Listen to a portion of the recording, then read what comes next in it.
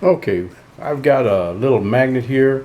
Uh, I don't know which is the north and which is the south.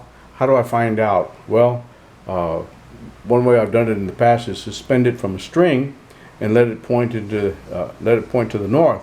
Uh, the I'm going to try a different method this time. I've got the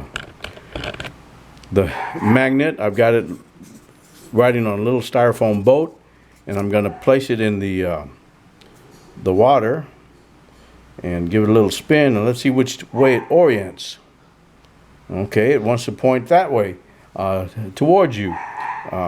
And as a matter of fact, this direction is north. Let's turn it around and see if it will turn around on its own again. And there it goes. It's pointing north.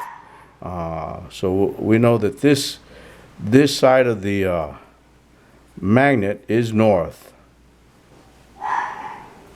Let's turn it around one more time.